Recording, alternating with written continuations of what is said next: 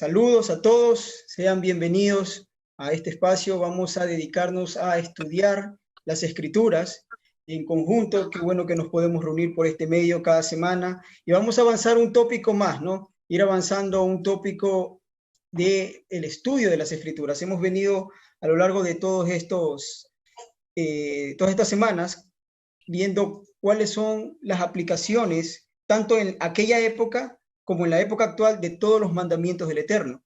Hoy nos toca ver la ley de los reyes y vamos a iniciar, de hecho, con las diapositivas para poder tener una mejor visión de este concepto y de estas leyes, la ley de los reyes, ¿no?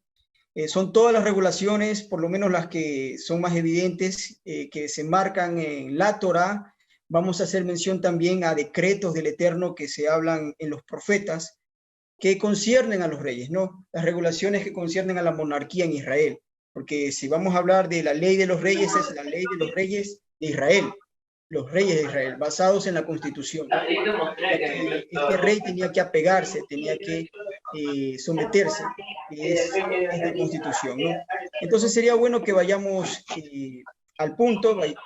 Empecemos dándole la bienvenida a todos los hermanos que nos están viendo en diferido, que nos estarán viendo en diferido, a los hermanos que nos están viendo en Facebook ahora, y los hermanos también que están aquí en esta sala de reunión, porque hemos hecho este tiempo también para que pueda convertirse en una sala de estudio, y esperamos que nos podamos beneficiar y nutrir de todos estos tiempos, en los cuales con de verdad mucho cariño lo hacemos para aquellos que de verdad queremos aprender, queremos ir creciendo en los estudios y en las enseñanzas.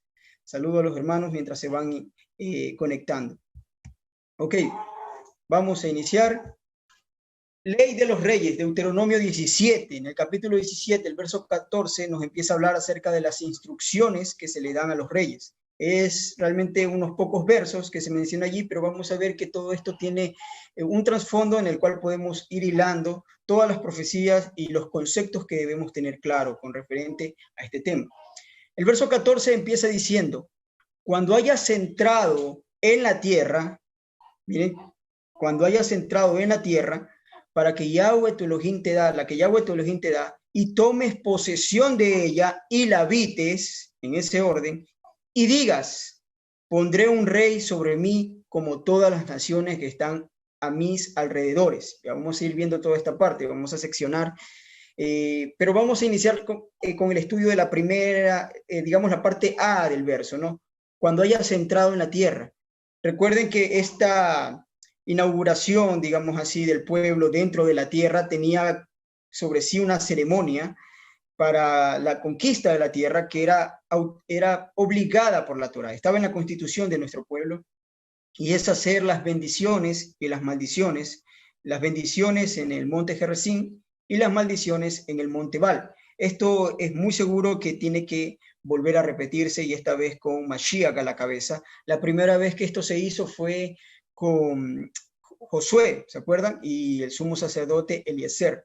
Pero esto tiene que volver a repetirse. Algo que tenemos que tener en cuenta nosotros es que la Torá, por lo menos el libro de Deuteronomio, que usted lo lee y están todas las reglas y las leyes, que es la constitución del pueblo, usted se va a ver que siempre habla de cuando entren en la tierra y siempre menciona la aplicación de la ley, y la palabra del Eterno es profética.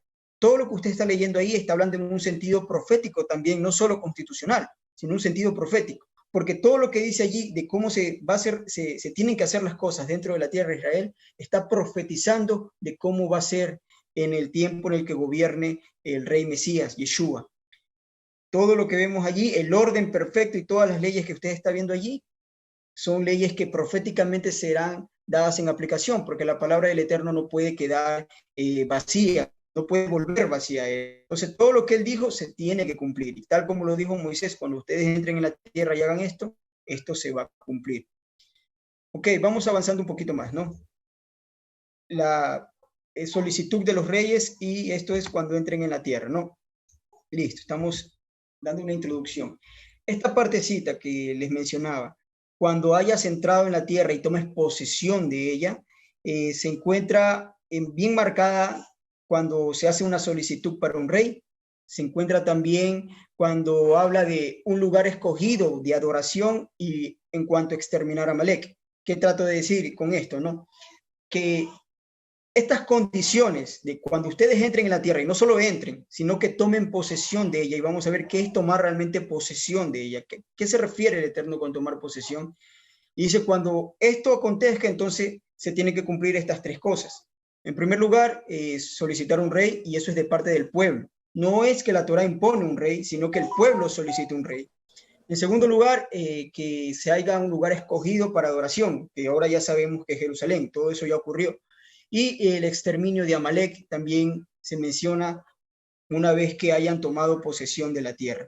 Vamos a ver proféticamente el rollo de Isaías, el capítulo 14, que dice lo siguiente: porque Yahweh tendrá piedad de Jacob, y está hablando de los días futuros. Él tendrá piedad de Jacob. Jacob es el estado, digamos, de Israel en cuanto a su linaje, que se encuentra disperso hoy también en día. Hoy en medio de las naciones encontramos el linaje de Jacob, y cuando hablamos de Israel ya está hablando de una manera profética. Cuando usted ve que en la Biblia habla de Israel, está hablando ya de una manera profética también. Y este verso menciona a Jacob y todavía escogerá a Israel, dice, ¿no? Jacob, la descendencia física de Abraham. Dice, y todavía escogerá a Israel y lo hará reposar en su tierra. Está hablando del reposo, eso se tiene que cumplir. Y a ellos se unirán extranjeros y se juntarán las familias de Jacob.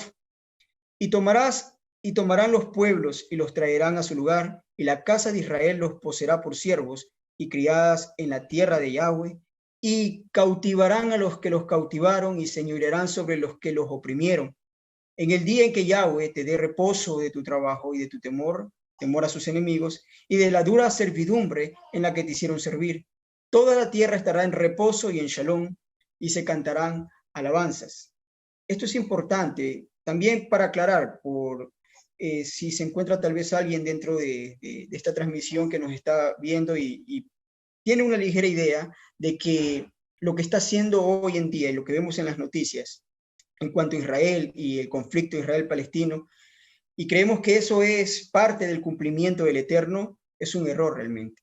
Israel de 1948, hablamos del Estado, nación de Israel, es una nación del orden mundial, igual que todas. Israel de 1948 no es la nación profética que nacería en un día, y el Estado actual de Israel no es el pueblo al cual el Eterno está defendiendo. Creer que los soldados israelíes que están atacando hoy en día a los palestinos, y la prensa realmente por desconocimiento de la historia, la gente cree a la prensa y pensamos que realmente el conflicto, quienes son los que están usurpando la tierra son los palestinos o los árabes básicamente. Estamos descuidando la historia, y cuando alguien cree que los soldados israelíes son el ejército del Eterno, o que dentro de esta guerra que está inmersa Israel y Palestina, el Eterno está a favor de Israel, estamos cometiendo un grave error de percepción profética. O sea, no, estas guerras son igual que cualquiera de las guerras que se encuentran en el mundo. Los conflictos mundiales existen. No, ¿qué podemos hacer contra eso? Pero el problema radica en cuando empezamos a creer que el Eterno está en pro de lo que Israel o el ejército israelí está haciendo. Un ejército completamente guiado por comandantes y órdenes racistas totalmente, sin lugar, que vienen a apropiarse de la tierra de una manera ilegal. Utilizan lo que comúnmente se llama la ley del retorno para justificar lo que el ejército israelí hoy está haciendo, pero nos vamos a dar cuenta nosotros que cuando estudiamos la historia, nadie puede retornar o regresar de donde nunca salió. Este no es el tema de hoy, lo dejamos de tarea, pero podemos ir más adelante, pero es para que comprendamos esta parte de las guerras que está bien ligada a la ley de los reyes. No pretendamos nosotros creer que esta paz que el Eterno está hablando en las Escrituras, o la tierra que el Eterno está prometiendo a su pueblo y darle libertad de sus opresores, está siendo gestada de parte del gobierno de Israel actual. O sea, ese es un error y hay que dejarlo claro. De hecho, el retorno real que el Mesías va a hacerlo sobre aquellos que hoy en día están tomando con tecnología y armamentista y militar toda la tierra y y sacando a los árabes de la tierra de Palestina. Ellos serán los que van a ser evacuados, a los que promete aquí el Eterno. Cuando dice cautivarán a los que te cautivaron, está hablando de ellos, porque están usurpando una tierra que no les corresponde. Pero vamos a dejarlo ahí, eso es un tema para otro estudio, pero es importante que tengamos claro, porque vamos a hablar de las guerras del Eterno también en cuanto a los reyes, y alguien pueda creer que lo que está ocurriendo hoy sea una guerra del Eterno y que el ejército israelí está de alguna manera protegido, respaldado por la visión del Todopoderoso. Eso es un error, ¿no? Ok. El lugar escogido de adoración, vamos a ver esta parte que también habla y hace mención cuando entres en la tierra y tomes posesión de ella. En primer lugar, ya vimos la de los reyes, ahí lo menciona. Ahora el lugar de adoración dice esto. Estos son los estatutos y decretos que cuidarás de poner por obra en la tierra que Yahweh, tu Elohim, Elohim de tus padres te da, para que tomes posesión de ella. Todos los días ustedes vivirán, que vivan sobre la tierra, y quiero que veamos qué significa tomar posesión de ella bajo el concepto del Eterno. Verso 2 es, destruirás enteramente todos los lugares donde las naciones que ustedes, de las naciones que ustedes van a heredar y que servían a sus dioses, sobre los montes altos, sobre los collados y debajo de todo árbol frondoso. Derribarán sus altares y quebrarán sus estatuas y sus imágenes de acera consumirán a fuego, y destruirá sus esculturas, sus dioses, y raeré su nombre de aquel lugar. Eso realmente es el tomar posesión de la tierra. Él dice, cuando esto hagan, entonces yo escogeré un lugar de adoración. Por eso es que el lugar de adoración, que es Jerusalén, se escogió en la época de David, porque David fue quien peleó las guerras del Eterno y expandió el territorio que les había dado Josué, y fue realmente en la época de David donde se reveló el lugar preciso en el cual el Eterno escogería para poner su nombre, ¿no? Permítanme un ratito, están ingresando los hermanos, listo, y ya está. Versos 4 dice, no harás allí así a Yahweh, o sea, destruir sus altares o destruir básicamente el lugar de adoración a Yahweh, vuestro Elohim, sino que en el lugar que Yahweh, vuestro Elohim, escogiere, de entre todas vuestras tribus, para poner allí su nombre para habitación, ese buscarás y allá irás, o allá iréis, dice allí. Ok, vemos aquí, por ejemplo, esto es para que veamos una foto más o menos actual de lo que es Jerusalén hoy en día, que Jerusalén realmente es la tierra que el Eterno escogió, pero es anti-Torah, realmente es anticonstitucional todo lo que se está haciendo a la perspectiva del Eterno. Los lugares de adoración son vistos en todo el territorio de Jerusalén. Estos árboles, si la Torá del Eterno estuviese en vigencia o estuviese gobernando, hubiese tomado posesión de la tierra, tal como la Torá indica, no estarían allí en el monte del templo. No se permite tener árboles, ni tampoco la mezquita de Omar o la mezquita de Al-Aqsa acá abajo, no estarían allí. Vemos acá también lo mismo, iglesias cristianas en Jerusalén. No es de ninguna manera una toma de posesión de la tierra del Eterno cuando estamos viendo esto. O sea, es el lugar en el cual realmente geográficamente el Eterno ha escogido, y Él lo ha dicho con sus profetas, mis ojos no se apartarán de aquel lugar. Pero no podemos decir que lo que se está haciendo hoy en día es parte de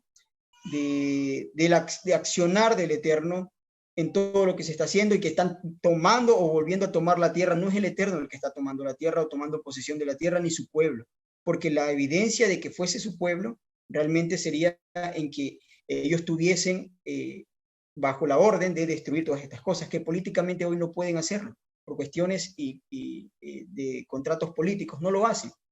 No es el Eterno quien está gobernando, es realmente el hombre. Vamos ahora a leer también otra ley de la Torá de exterminar a Amalek.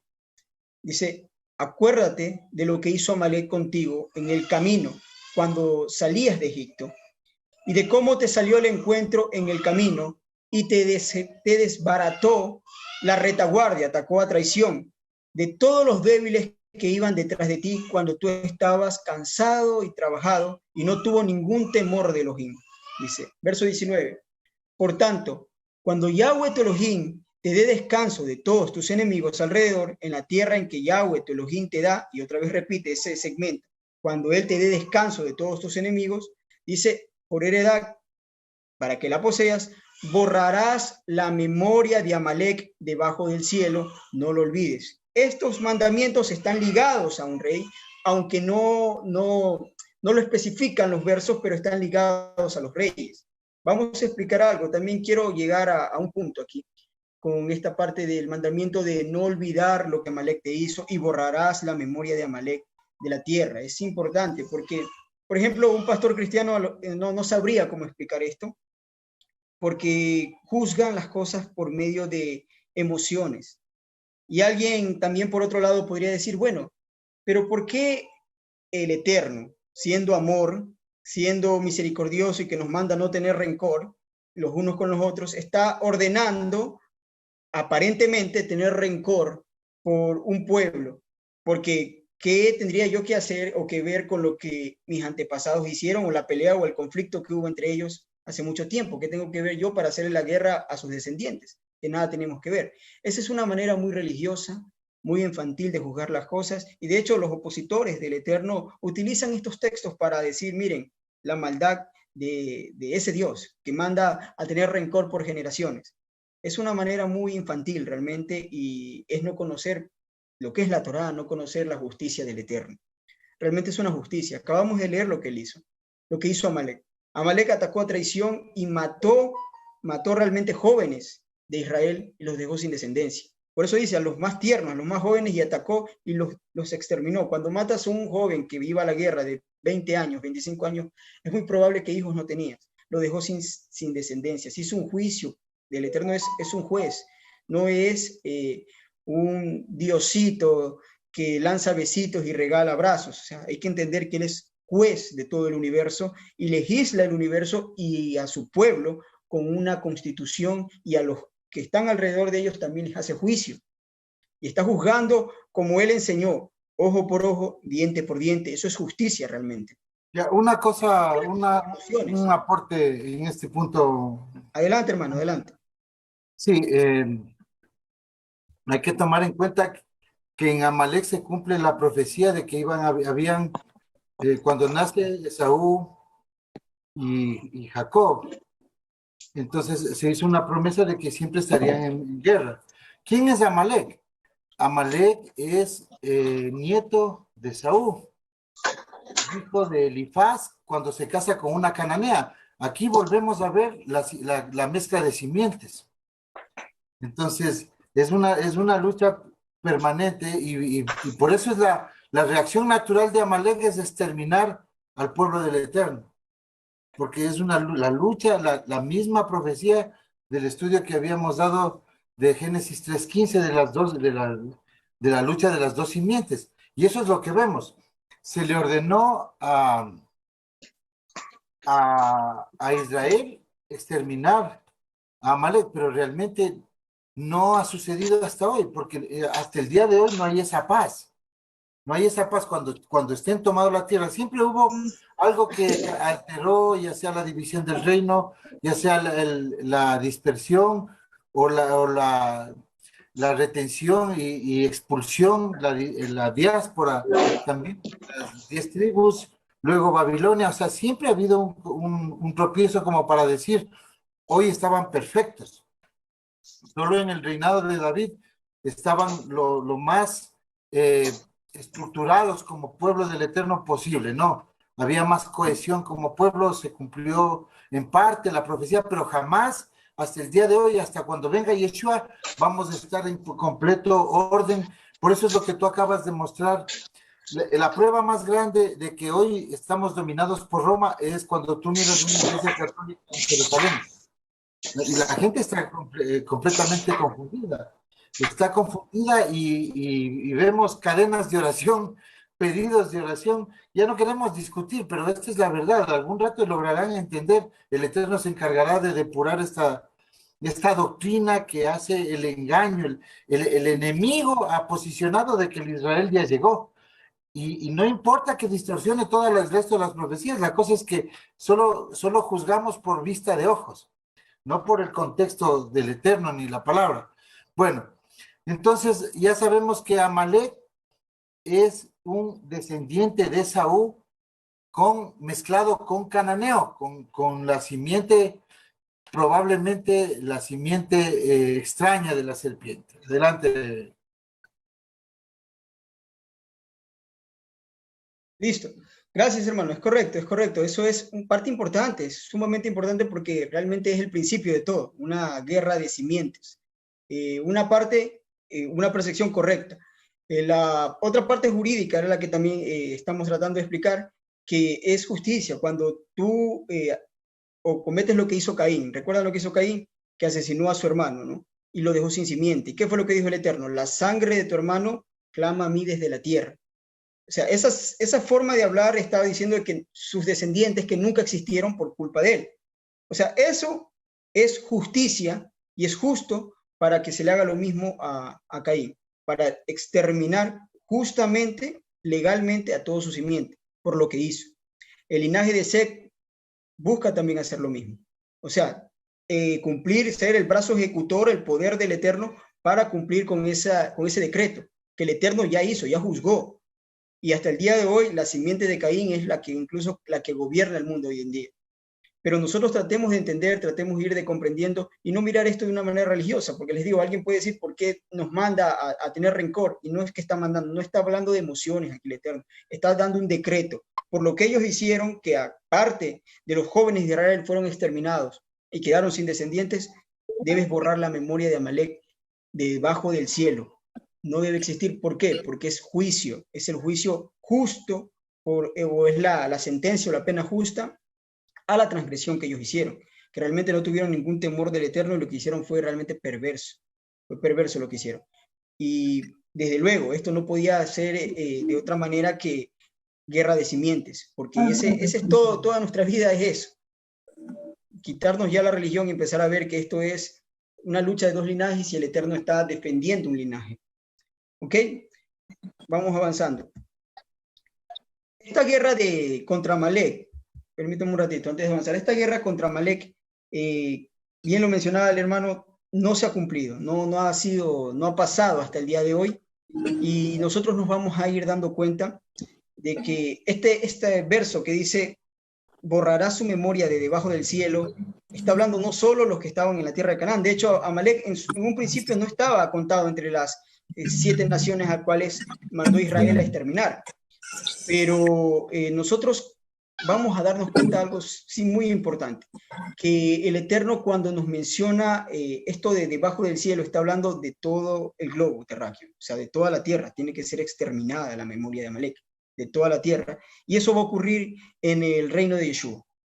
No es tampoco que Yeshua, cuando venga, exterminará a todos así, porque vemos que hay una guerra posterior, la guerra de Gog y Magog final, después del milenio. Y allí sí dice, serán exterminados todos, pero es bajo el comando de Yeshua quien nos muestra la escritura y la profecía que será dada esta exterminación de estos descendientes. Adelante, hermano. Uno de los requisitos para que el judaísmo no declare que Yeshua fue el Mesías es de que como rey que tenía que llegar, tenía que exterminar a Amalek. Entonces, eso el judaísmo lo declara que Yeshua no es el Mashiach. Ya, con respecto a eso, bueno, eso es realmente una visión que ellos están presentando solamente como excusa. Porque claro, si es así, si vamos a juzgar las cosas como porque no cumplió tal cosa que tenía que cumplirse, porque ellos reconocen, ellos dicen, se cumplió esto, pero esto no cumple, esto no cumplió, y nombran un montón de requisitos, no solo de Amalek. Entonces tendríamos que decir que el profeta Jeremías, el profeta Isaías tampoco son profetas, porque solo una parte de su profecía se cumplió y el resto no. O sea, no están comprendiendo y realmente están transversando las cosas, pero sí, es correcto, pero Yeshua lo va a hacer. Un aporte también en esto, ya que Adelante. Estamos tocando un tema y es un tema del periódico de hoy, lo que está pasando en Medio Oriente. Bueno, debemos saber quién es Amalek hoy y cómo Amalek infiltra la misma casa de Judá. Cuando se toma a través de los macabeos en el año 104, toman Idumea. y en Idumea estaban los descendientes de Saúl, o sea, Edom, en el monte Seir. Eso Juan Hircano invade y todos se convierten al judaísmo, al judaísmo, digamos, porque ya estaban guardando leyes rabínicas. En el año 104 antes de Yeshua. Un amalecita, Herodes. Otro amalecita, Judas. Judas es amalecita, y otros amalecitas que estaban delante de Yeshua es cuando les dice, ustedes son simiente de víboras, les dice a un grupo de sacerdotes y fariseos, Yeshua. Estaba diciéndoles que eran simiente de la serpiente. Los únicos simiente de la serpiente son los edomitas que se convirtieron al judaísmo, pero son descendientes de Saúl. ¿Ya? Y ellos son los que luego salen, ese grupo ya mezclado salió a la dispersión luego de la tercera revuelta judía del 132, y luego se mezclan, se difunden, estaban mezclados los que son y los que no son, los mezclados y todo. Entonces, luego ellos, por el siglo VII, se unen a otros pueblos como Hazaria, se convierte, hay un libro que se llama la 13ª tribu. Entonces ese pueblo empieza a verse ya como judío porque seguían la religión. Entonces sus descendientes, cuando entran sus padres a la religión, los descendientes ya se creían simiente de Abraham y empezaron a verse como los judíos. Entonces el judaísmo de hoy está altamente infiltrado por Amalek, ¿ya? O sea, es algo que luego se vuelven una élite, se empiezan a casar entre judíos de élite que empiezan a dominar el mundo a través de la banca, infiltran las logias masónicas y el día de hoy son dueños del mundo a través de los gobiernos. Fundan la ONU, fundan la OMS, cuestión vacunas, cuestión todo lo que estamos viendo. Entonces estamos viendo que todavía no se extermina esa simiente del maligno. Entonces sí, Yeshua va a exterminar, pero lo que pasa es que el judaísmo no sabe que Yeshua tiene que regresar a hacer su función de rey, porque él vino para rescatar primero a las ovejas perdidas de la casa de Israel, y su regreso es en calidad de rey. Acabábamos de ver esos estudios del Mesías que hizo Manuel. Entonces, así es como se filtra Amalek hasta el día de hoy. Y lo que dicen los judíos, como expresa Manuel Morocho, es verdad. Pero lo que pasa es que todavía no termina la obra de Yeshua. La obra de Yeshua termina, como dice Pablo en 1 Corintios 15, cuando haya puesto por estrado de los pies a la simiente del maligno. Estrado de los pies, entonces se cumple que ellos tan solo sobarán el talón, o sea, cuando les pisen, cuando le pisen la cabeza a la serpiente. Esa es la profecía de Génesis 3:15, y ustedes miran que todo está interrelacionado. Adelante, Manuel. Correcto, ¿no?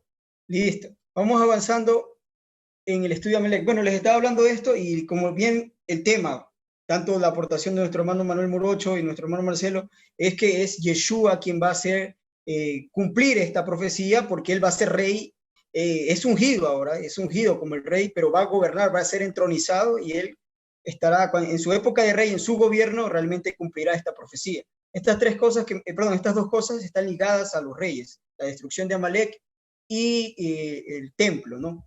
También, que es algo que Yeshua va a hacer. Existe un libro que tiene digamos, un tinte escatológico, por decirlo así, que habla de los últimos tiempos. Este libro se encontró en las cuevas del Qumran. 1Q, las reglas de la guerra, y menciona esto. Esta es la información que saqué como un extracto que se encuentra en internet. También he leído este libro, es muy interesante, pero esta definición está muy buena. Yo quisiera que leamos para que veamos cuál es la visión profética que habla de los últimos días con respecto a las guerras que van a venir. Dice: la regla de la guerra contiene, en primer lugar, columna 1 y columna 2, una profecía apocalíptica de una guerra entre los hijos de la luz y los hijos de las tinieblas. Está narrando lo que se encuentra, el contenido, ¿no? Una guerra, y esa guerra tendría dos partes. La primera guerra, o la primera parte de la guerra, es la guerra contra los Kitim. Y se describe como una batalla entre los hijos de la luz y el ejército de Belial. Los hijos de la luz son los levitas, los hijos de Judá y los de Benjamín, en esta primera guerra, lo que podríamos decir Judea o el reino del sur. Así como los exiliados del desierto y los hijos de las tinieblas, en cambio, son los edomitas, moabitas, y así lo describe el libro, ¿no? Les da sus nombres: amonitas, amalexitas, filisteos y sus aliados, los queteos de Ashur, y quienes asisten a los violadores del pacto. El libro de Zacarías también habla de una guerra que va a librar la casa de Judá. Ahora, la segunda parte del libro describe una guerra, parte dice de divisiones, y habla de los hijos de la luz y ahora reunido las 12 tribus de Israel. Y es una guerra que él la narra, que es posterior a esta primera guerra, y es ahora todas las 12 tribus de los hijos de Israel y que conquistarán a las naciones de vanidad, así lo menciona el autor. Y al final toda la tiniebla será destruida y la luz vivirá en paz para toda la eternidad. Realmente no estamos diciendo en ninguna manera que lo que aquí se aporta es cómo va a pasar, o estoy diciendo que hay que considerar estos textos como algo canónico, pero sí es importante que lo veamos y resaltar que de alguna manera coincide con las profecías bíblicas. Realmente quienes manejaban esto eran los esenios, ellos también conocían acerca de esto, y es muy parecido a lo que explica las profecías de lo que va a ocurrir, porque habrá una guerra, de acuerdo a Zacarías, que solo manejará la casa de Judá, y luego posterior, en el reinado de Mashiach, habrá una guerra extendida, que no va a ser de un día para otro, será una guerra extendida, y ahora sí con el ejército de las 12 tribus de Israel, y ellos, a través de la guerra, conquistarán la tierra que el Eterno le dio por herencia a Abraham, Isaac y Jacob, y regularán todas las cosas alrededor del mundo, hasta hacer digamos, un tiempo de Shalom, un tiempo de Shabbat en el mundo, el año 7000, por decirlo así, el inicio del séptimo milenio, correctamente dicho, en todo el mundo. Y esa extensión de convertir el mundo entero y las demás naciones a una obediencia al Eterno, no precisamente a todas las leyes que apliquen en la Torá, sino una obediencia a la justicia del Eterno, aplicada a nivel mundial, no va a ser de un día para otro, ni va a ser en todas las naciones, o por lo menos en la parte de donde hoy conocemos el territorio de Palestina, o la tierra que fue una vez la tierra de Canaán, o la tierra de Israel, no va a ser de una manera diplomática, va a ser de una manera de guerra, y a través de guerra Yeshua conquistará de la misma manera que lo hizo David, de la misma manera que David lo hizo. Y esto lo pongo como mención para que veamos, por si acaso alguien tiene la idea de que el Mesías vendría a amor y paz y a reunir y abrazos. No, viene una guerra y como un comandante en jefe a regir a su pueblo para conquistar la tierra. Él es el heredero de la tierra que se le prometió a Abraham. Y si usted busca la palabra heredero en hebreo y cuál es el trasfondo de esa palabra y dónde es usada, tiene esa idea de que alguien que echa fuera a los que están usurpando la tierra o los inquilinos, los echa fuera ya, para tomar posesión a los propietarios originales. Y ese es Yeshua quien lo va a hacer, porque no fue Isaac quien lo hizo, ni siquiera el mismo Yehoshua, Josué, fue quien logró hacerlo, sino Yeshua.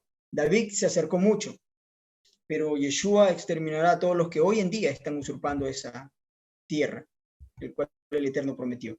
Y aquí vamos a ver una vez más esta relación que hay en estas dos cosas, que es la construcción del templo o el lugar sagrado para el Eterno y la destrucción de Amalek. Veamos, miren, en 1 Samuel, el capítulo 15, verso 1 dice: después Samuel dijo a Saúl, Yahweh me envió a que te ungiese por rey sobre su pueblo Israel. Ahora pues, está atento a las palabras de Yahweh, así ha dicho Yahweh de los ejércitos. Yo castigaré lo que hizo Amalek a Israel al oponerse en el camino cuando subía de Egipto. Ve pues y hiere a Amalek y destruye todo lo que tiene y no te apiades de él. Mata a hombres, mujeres y niños y aún los de pecho, vacas, ovejas, camellos y asnos. Amalek completamente por lo que hizo se hizo anatema a sí mismo y por eso le da esta orden.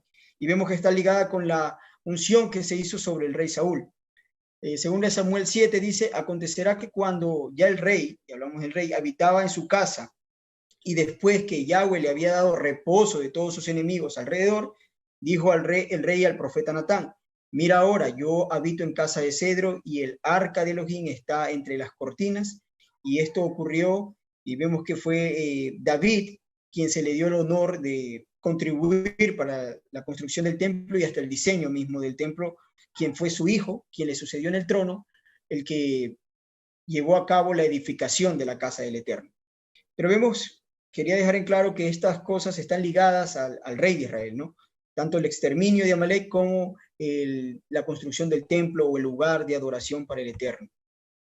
Segunda parte, ya vimos la primera parte de este verso que nos habla de que cuando entres en la tierra, tiene que estar en la tierra, eso es lo que dice la Constitución, para entronizar un rey. Por eso les decía hace un momento que Yeshua es Mashiach, es ungido, es aquel, como describe Pablo, el hijo heredero, pero no vamos a decir que él está ahorita haciendo función de rey, porque no es real. O sea, él hace función de rey aquí en la tierra. Su función ahora es tal vez de Cohen, y un intermediario, un intercesor entre el pueblo y el Eterno. Y eso es lo que hace hoy. Pero la función de rey todavía no se ha establecido.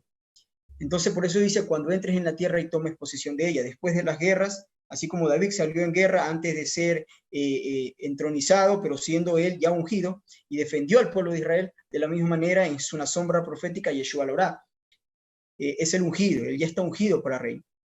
Y nadie le puede quitar eso. Ahora, luego dice, y tú digas, vemos que esta petición de rey es realmente algo que el pueblo hace, y tú digas, y el pueblo lo hizo. No fue que el Eterno dijo, bueno, ya conquistaron la tierra, pues yo les voy a poner un rey. No, fue el pueblo. Y estaba este mandamiento o esta ley está sujeta a la solicitud del pueblo. Así estuvo sujeta. Ya en este momento no aplica porque ya se levantaron reyes y ya nos queda nada más seguir el linaje de ese rey, el cual perduraría, que sabemos que es el linaje de David. Ya no hay que tú digas, pero así se inició. Y dice, tú digas, pondré un rey sobre mí como todas las naciones que están en mis alrededores. Y eso fue lo que ocurrió con el pueblo. Pero entonces viene la pregunta también que se le puede ocurrir a alguien, pero ¿por qué el pueblo, por qué el Eterno se enojó con el pueblo cuando le pidió un rey si eso ya estaba escrito en la Torá que iba a suceder? Si en la Torá ya dice, cuando tú digas, o sea, es legal, es legítimo, ¿por qué el pueblo, cuando pidió rey, el Eterno se enojó o fue molesta la petición? ¿Por qué? Porque el pueblo está haciendo una petición no solo de ponnos un rey, como lo estipula la Torá, sino es una petición de no queremos que tú nos gobiernes más, Samuel, no queremos el gobierno que Samuel está haciendo, queremos otro gobierno. Querían cambiar las cosas. Sí es verdad que le dijeron, tus hijos no siguen tu camino, pero es razón de que era Samuel quien estaba gobernando en ese momento, porque en tal caso se le hubiesen pedido a los hijos de Samuel o el siguiente juez que se levantara, pero el Eterno le dice, no te están rechazando a ti, me están rechazando a mí. Y eso es real, ¿por qué? Porque Samuel era un profeta y un juez, un levita del cual estrictamente hacía cumplir las reglas del Eterno. Con él no había emociones, sentimentalismo, y él ponía a cumplir la Torá como tiene que ser. O sea, y la gente no le gustaba lo que él estaba haciendo. De alguna manera vemos que habían quejas de eso y él les dice, no te están rechazando a ti. Lo que tu gobierno, como tú estás gobernando, no te están rechazando. Me están rechazando a mí, porque Samuel estaba imponiendo la Torá, perdón, bueno, no imponiendo, pues suena feo, pero sí, Samuel estaba ejerciendo su gobierno conforme a la Torá y al pueblo no le gustó, porque él era el juez y no permitía que nadie se salga de la línea mientras él estaba gobernando. Y al pueblo no le gustó. O sea, ellos no estaban pidiendo un rey porque danos un rey como las otras naciones. Solo estaban diciendo, no queremos vivir conforme a la Torá, ponnos un rey. Era la única salida legal para decirle a Samuel, salga de ahí para poner un rey, ¿no? Y vamos a ver que eso es un patrón que se repite. Es un patrón.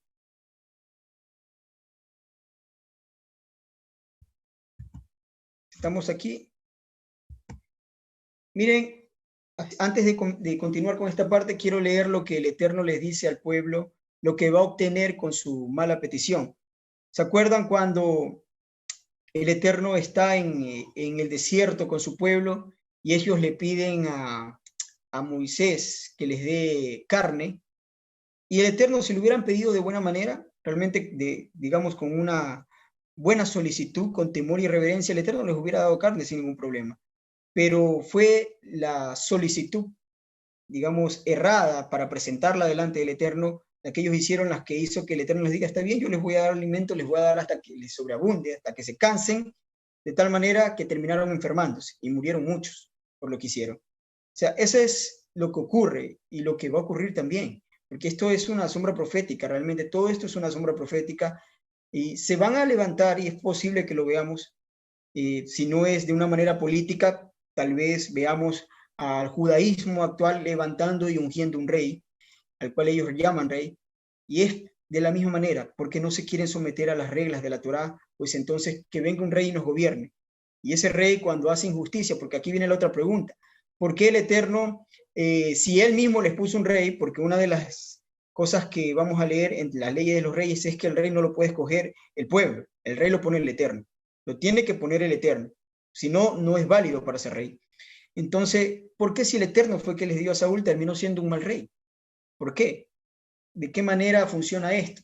Vamos a ver que esto es el patrón que el Eterno hace. Cuando alguien hace una mala solicitud, o como diríamos con mala fe las cosas, o con una segunda intención, buscan un rey, buscaba el pueblo un rey para ser de alguna manera más libres de la opresión en su maldad de la Torá, que estaba gobernando Samuel.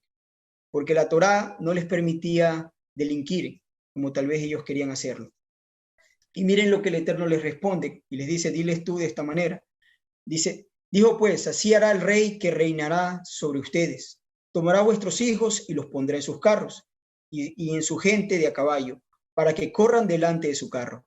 Y nombrará para sí jefes de miles y jefes de 50, y los pondrá a sí mismo para que aren sus campos y cieguen sus mieses, y que hagan sus armas de guerra y sus pertrechos de sus carros. Tomará también a vuestras hijas para que sean perfumadoras, cocineras y amasadoras. Así también tomará lo mejor de vuestra tierra, de vuestra viña y de vuestros olivares y las dará a sus siervos. Diezmará vuestro grano, porque había un diezmo que el rey pedía, y vuestras viñas para dar a sus oficiales y a sus siervos. Diezmará también vuestros rebaños y serán sus siervos. Y clamarán aquel día a causa de vuestro rey que os habréis elegido. ¿Por qué le dice elegido si lo puso? Es por la acción que ellos dijeron, queremos un rey. O sea, ustedes quieren un rey, pues tengan un rey y les adviérteles, esto es lo que les va a ocurrir. Mas Yahweh no os responderá en aquel día, cuando se sientan oprimidos. Pero el pueblo no quiso oír la voz de Samuel y dijo, no, sino que habrá rey sobre nosotros. O sea, Samuel estaba de alguna manera tratando de convencerlos o hacerlos cambiar de opinión de alguna manera, advirtiéndoles, pero el pueblo no quiso escucharlo. Le dijo, no, igual, danos un rey, queremos un rey. Y nosotros seremos también como todas las naciones, y nuestro rey nos gobernará, y saldrá delante de nosotros y hará nuestras guerras. Y oyó Samuel todas las palabras del pueblo y las refirió a los oídos de Yahweh. Y Yahweh dijo a Samuel, oye su voz y pon rey sobre ellos. Entonces dijo Samuel a los varones de Israel, vuelvan a sus casas. O sea, el Eterno les dará el rey que tanto han pedido. ¿Por qué? Porque no lo pedían de buena manera, sino que le estaban pidiendo como una estrategia de zafarse del gobierno, de desligarse, del gobierno de Samuel. Continuamos. Deuteronomio 17, el verso 15. Dice, ciertamente pondrás por rey sobre ti al que Yahweh tu Elohim escogiere. Estábamos hablando, un rey solo tiene que ser, para ser reconocido un rey dentro de Israel, es el que el Eterno escoge. De entre tus hermanos, para rey sobre ti, y no podrás poner sobre ti a hombre extranjero que no sea de tu hermano. Eso también es un requisito. No puedes poner a alguien extranjero que no sea de tu hermano. O sea, los requisitos primarios para establecer un rey en Israel, en primero tiene que ser un varón que el Eterno haya escogido. Envía a alguno de sus profetas reconocidos del Eterno, y unjan a esa persona como rey. Eso es en primer lugar. En segundo lugar, que sea un israelita nativo, nacido en Israel, y de linaje de Jacob, de alguna manera le puse trazable, o sea, que pueda llevarse una trazabilidad a su genealogía. Y hoy en día, por lo menos, eso no se puede cumplir eso a cabalidad. El linaje es muy importante, eso tenemos que entenderlo, el linaje es muy importante. Miren que cuando Zorobabel, quien era un gobernador y era descendiente del linaje de David, regresaron con Esdras, regresó posteriormente Nehemías, y llegaron con ellos algunos sacerdotes, algunos coanín, para establecer nuevamente el templo y volver a hacer la función del servicio. Y llegaron unos que se reconocían que eran familias de sacerdotes, les dijeron ellos, nosotros somos descendientes de sacerdotes, y no había pasado mucho tiempo, habían pasado 70 años, pero no tenían sus genealogías, no tenían cómo respaldar lo que dijeron. Y le consultaron al gobernador, le consultaron a Zorobabel, y él, conociendo la Torá, les dice, no los pongas a servir, ni tampoco pueden siquiera participar del pan que se le daba a los sacerdotes que por algún defecto físico no podían participar de esa comida. Le dice, ni siquiera que coman del pan. Ellos no pueden servir de esa manera porque no tienen genealogía, no tienen registro genealógico. Eso es algo, una actitud que agradó al Eterno, que hoy el judaísmo para nada va a contemplar porque nadie tiene sus registros genealógicos. Jamás van a poder decir este es un sacerdote, es un cohen, sin los registros genealógicos a la perspectiva del Eterno. Pero sin embargo levantan sus sacerdotes. Si así eran de estrictos con el linaje sacerdotal, a los ojos del Eterno, ¿cuánto mayor requiere de ser más rigurosos en la elección de un rey, en escoger un rey del linaje de David? Hoy en día nadie puede decir, yo tengo mi genealogía desde David hasta acá, o sea, y yo soy descendiente de David. No, eso no es válido delante del Eterno. Por mucho que diga mi abuelito y mi tatarabuelito me decían que sí, eso no es válido delante del Eterno. Y eso tenemos que tener en claro. Esa es una de las razones por las cuales Yeshua es el Mesías o no es nadie más. O sea, nadie más puede venir a ser Mesías porque sin genealogías es imposible. O Yeshua es el Mesías, o viendo la profecía de Daniel, o el Mesías vino en el primer siglo, antes de la destrucción del templo, o ya no esperamos a más Mesías. No hay más Mesías para esperar. Y son cosas que tenemos que tener en claro. Las genealogías son muy importantes.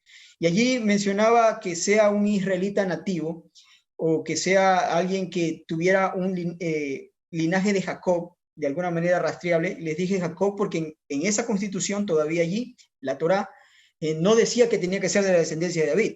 En ese momento podía ser cualquiera, de cualquiera de las tribus. Aunque ya se había mencionado una profecía sobre Judá, de que sobre él cargaría con el cetro de gobierno, que no se apartaría de Judá.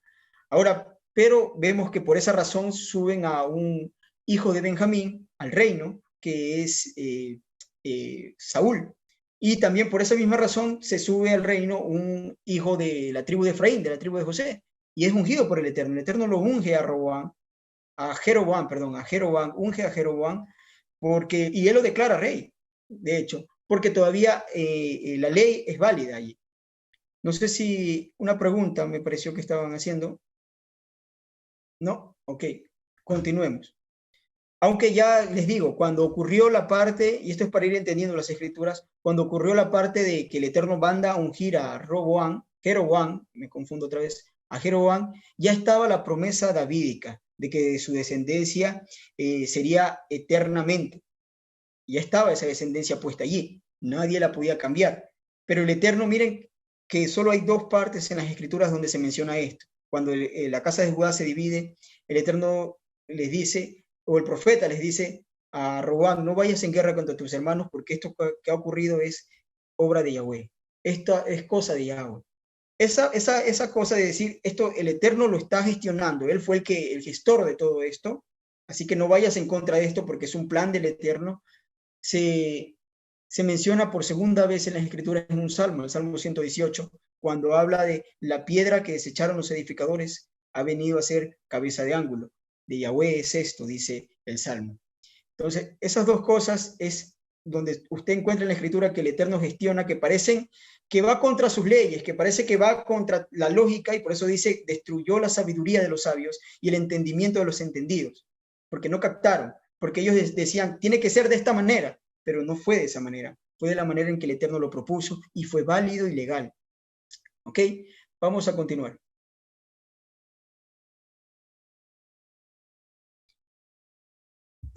Tenemos aquí, dice, en primer lugar, analicemos esta parte que dice, un varón escogido por el Eterno. Vimos que Shaul fue un hombre ungido por el Eterno, David fue ungido también por el Eterno y se exterminó el linaje de Saúl que podía heredar el trono. Y Shlomo también fue ungido por el Eterno. ¿Se acuerdan que hubo un hijo de David que quería apoderarse del trono, Adonías, y ya había sido incluso celebrado por el general del ejército de David y había sido aplaudido y reconocido también Adonías por el sumo sacerdote Abiatar, pero el Eterno decidió escoger a Shlomo, a Salomón, y lo manda al profeta Natán junto con el sumo sacerdote Sadoc a que lo unjan y lo reconozcan delante de todo Israel por medio de la unción del aceite como el rey que sucedería al trono. Y a Jeroboam, el que estábamos hablando, también fue ungido por el Eterno. Y vemos esta parte, otra vez, ¿por qué Jeroboam es ungido por el Eterno y terminó siendo un pésimo rey que se apartó de la palabra del Eterno? Porque cuando una generación corrupta pide un rey, se les da el rey que aquella generación se merece. Eso fue lo que pasó con Saúl. Una generación realmente corrupta pidió rey y se les dio el rey que se merecían. Lo mismo ocurre con Jeroboam. Se apartaron de la casa de David, fueron corruptos también y se les dio el rey que merecían, un rey corrupto. Y es lo que va a ocurrir con el judaísmo hoy en día cuando insiste en rechazar la Torá del Eterno y poner por encima las leyes de hombres. Pedirán un rey, una generación corrupta, como dijo Yeshua, que piden señales, estos pedirán un rey y les darán un rey corrupto o les darán un rey que esa generación se haga merecedora. Vamos a leer esta parte para que veamos que Jeroboam fue ungido por el Eterno. Era el falso Mesías. Por supuesto, el falso Mesías, a eso me refiero. Sí, correcto, hermano. El verso 31 de Segunda de Reyes, capítulo 11, dice: y dijo Jeroboam, toma para ti, y le dijo a Jeroboam, perdón, este es el profeta Ahías Shilonita, dice, le dijo Jeroboam, toma para ti los 10 pedazos, porque así dijo Yahweh, o sea, esos 10 pedazos son de un talit que él tenía nuevo, y lo cortó, en una manera, un lenguaje profético que utilizaban los Nevín, los profetas en ese tiempo, ¿no? Y él cortó, y le dice, toma para ti 10 pedazos, porque así ha dicho Yahweh, Elohim de Israel. He aquí que yo rompo el reino de la mano de Salomón, y te la daré a ti, y te daré a ti 10 tribus. Esto ocurrió cuando Salomón todavía era rey. Dice, y si prestares oído, miren la condición que el Eterno le da, si prestares oído a todas las cosas que te mandare, y anduvieres en mis caminos, e hicieres lo recto delante de mis ojos, guardando mis estatutos y mis mandamientos, como hizo David, mi siervo, yo estaré contigo, y edificaré casa firme, como la edifiqué a David, y yo le entregaré a Israel, Lo mismo que hizo con David, dice, pero este hombre sabemos que hizo totalmente lo contrario, hizo su propia constitución. Se desligó completamente el Eterno, cambió las fiestas, cambió el sacerdocio, cambió el lugar de adoración, cambió todo lo que la Torá menciona y vemos que su linaje tampoco prosperó.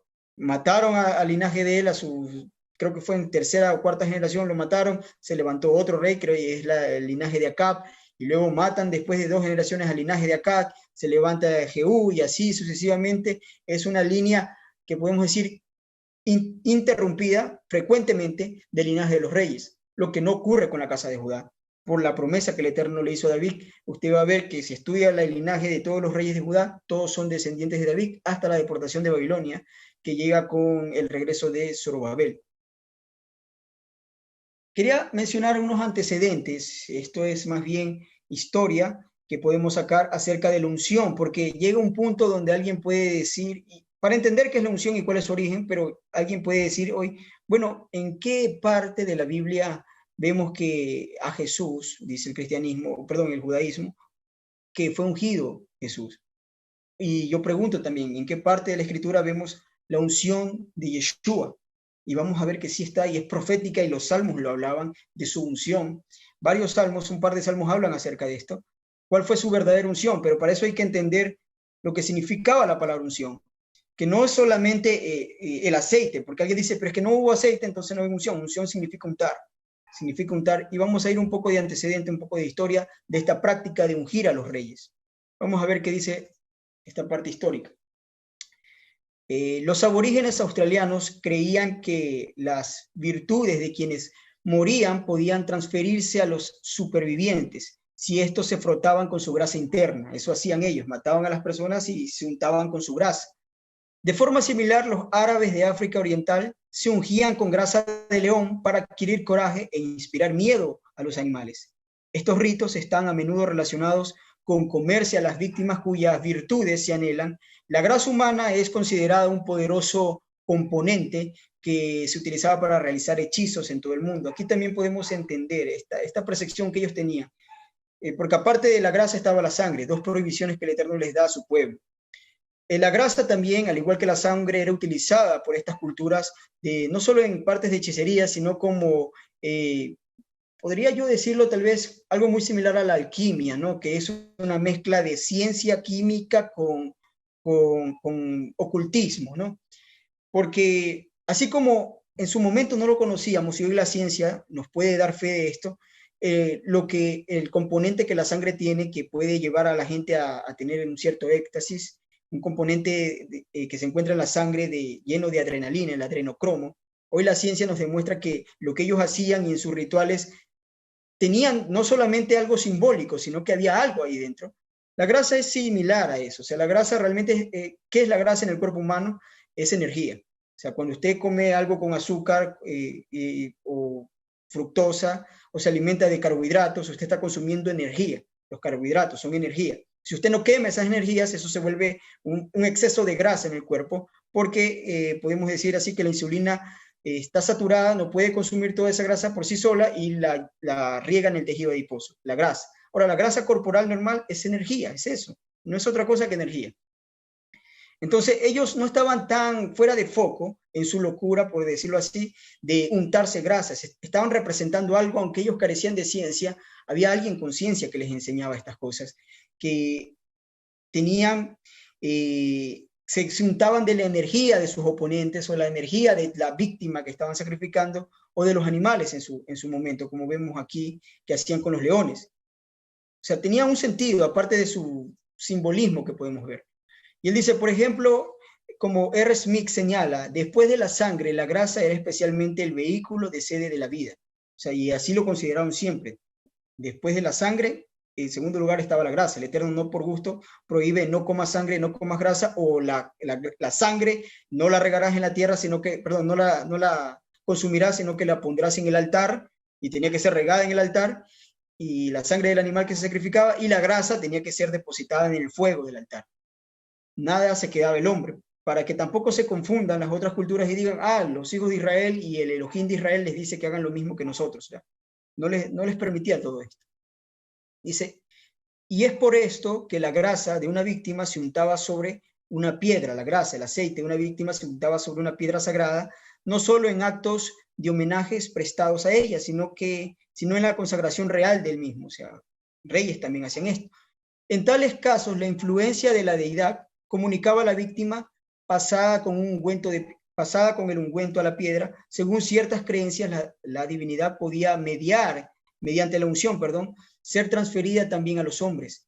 Y desde la más remota antigüedad entre los judíos y otras razas, describe aquí el autor de esta editorial, los reyes eran ungidos o engrasados, untados, les puse yo ahí entre paréntesis, sin duda con la grasa de las víctimas, eran untados. Eso es lo que significa ungido, o sea, es untar, cubrir a alguien, untar a alguien.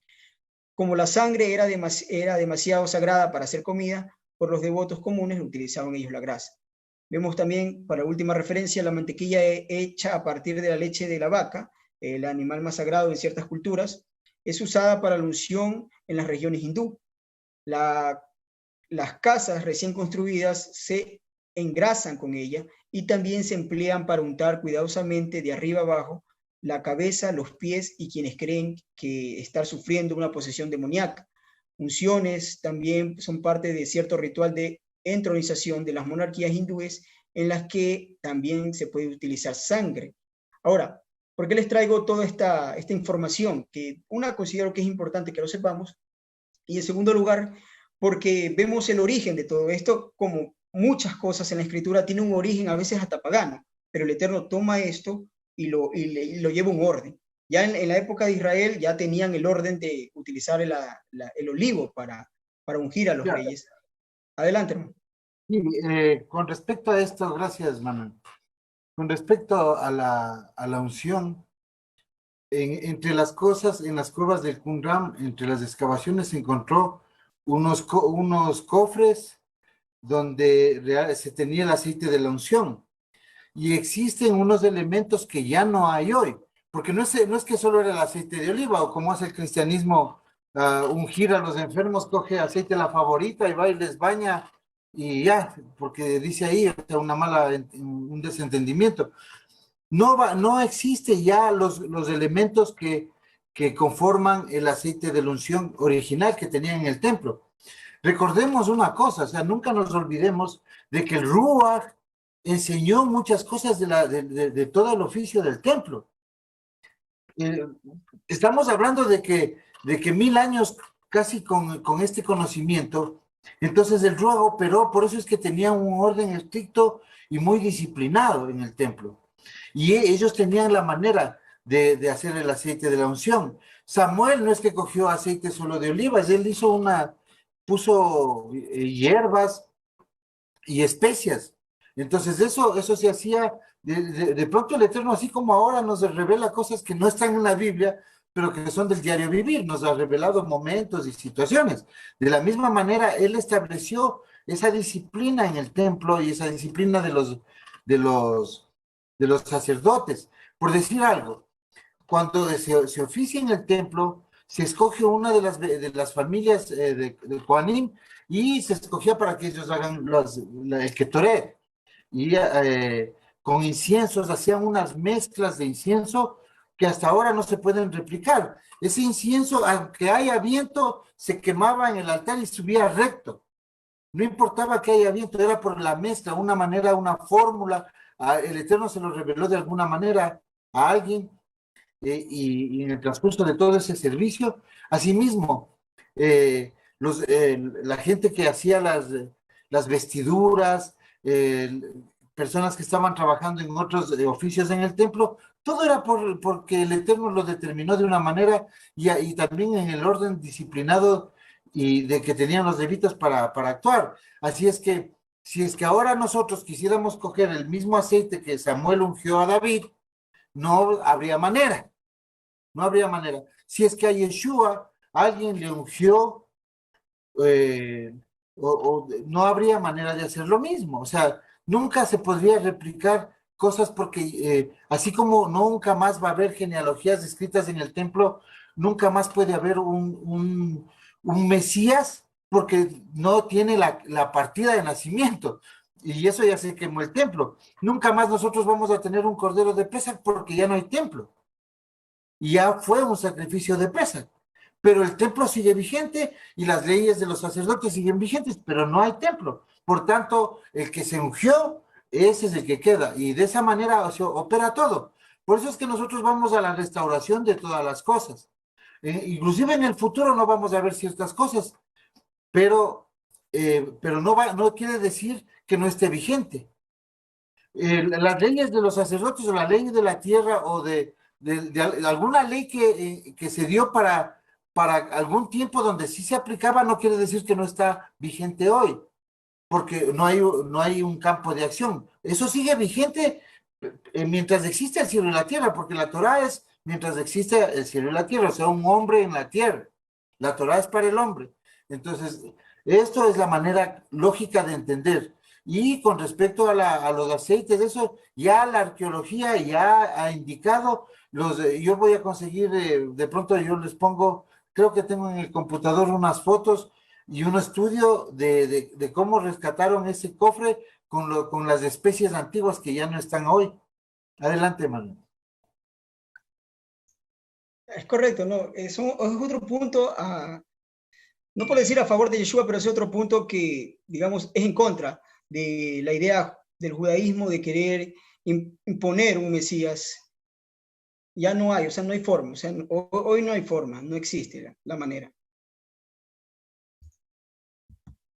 Ok, vamos a ver un poco de la unción de Yeshua, porque hay que entender que la unción, como les decía, es untar, es cubrir a alguien, o sea, cubrirlo, realmente bañarlo, untarlo, eso es lo que significa unción. Las palabras que Yeshua se mencionaron, las palabras que el Eterno mencionó cuando Yeshua estaba en el monte Hermón, y habían 2 profetas a su lado, 2 profetas certificados, y hubieron más de 2 testigos, 3 testigos quienes lo vieron. Dice, este es mi hijo amado en el cual yo tengo complacencia. Miren lo que dice el Salmo 45. Has amado la justicia y aborrecido la maldad. Por tanto, te ungió Elohim. Está hablando, cuando habla del Salmo 45, es un salmo mesiánico que habla del rey de Israel. Dice, te ungió Elohim, no el hombre. Te ungió Elohim, el Elohim tuyo, con óleo de alegría más que tus compañeros. Y está hablando ahí, te ha untado con unción de júbilo más que tus compañeros. Y ese más que tus compañeros está haciendo referencia más que a todos los demás que han sido ungidos. Más que a todos los otros, o sea, tiene un nivel de unción superior o fue ungido de otra manera. Más que todos los demás ungidos. Compañeros, a eso se refiere. No los israelitas, sino los demás ungidos, los que fueron ungidos. Todos fueron ungidos con un aceite especial. Yeshua tuvo realmente una unción distinta. Una unción, como dice el Salmo, lo ungió primero el Eterno, y en segundo, con una unción de júbilo, con una unción de gloria realmente fue, y mayor que la de todos los demás ungidos. El Salmo 133 dice también otra revelación con respecto a esta unción. Dice, es como el buen óleo, y ahí habla otra vez de la unción, sobre la cabeza del cual desciende sobre la barba de Aarón. La barba hasta el borde de sus vestiduras, o sea, cubre todo, desde su cabeza hasta sus vestiduras. Como el rocío de Hermón, dice él, como el rocío de Hermón, que desciende sobre el monte de Sión, porque allí envía Yahweh bendición y vida eterna. Esa unción que vemos allí, porque realmente es una unción, si no, la Biblia no le dice unción, pero entendemos lo que es. Le pone ahí como título la transfiguración. Pero lo que estamos viendo es que fue untado en la gloria del Eterno. Ni Moshe llevó esa unción, digamos así, porque Moshe, su resplandor fue solamente en su rostro, y cubrió su rostro delante de los hijos de Israel. Yeshua tuvo realmente una completa unción, así como Moshe tuvo una unción diferente, porque a Moshe tampoco nadie le puso aceite, pero el Eterno lo ungió de alguna manera solo hasta su cabeza y su barba. Yeshua tuvo una unción, porque eso se llama unción, untar, cubrirlo completamente, fue en todo su cuerpo, porque dice que todo su cuerpo empezó a brillar, su rostro, sus manos y su ropa empezó a resplandecer. Así es como lo describen estos testigos. Se encuentra en las crónicas que ellos escribieron acerca de la vida de Yeshua, del cual él mismo les dijo, cuando regresemos a Jerusalén no les digan nada a nadie de lo que pasó aquí o lo que vieron, sino después.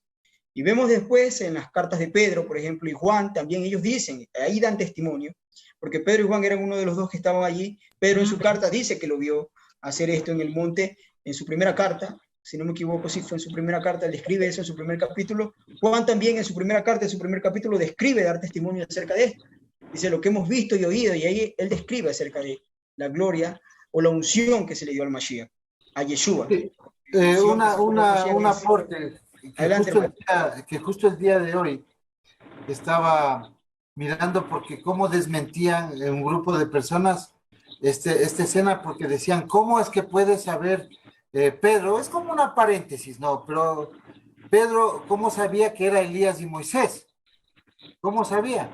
Lo que Pedro estaba viendo es que en Zacarías ya se habla de 2 olivos. Ya se sabe que los 2 olivos son Elías y Moisés. Ellos ya tenían conocimiento. Y ellos están viendo 2 testigos delante de un acto milagroso, maravilloso, increíble para ellos. Ellos están viendo una escena sobrenatural. Entonces dicen, son los 2 testigos de Elías y Moisés.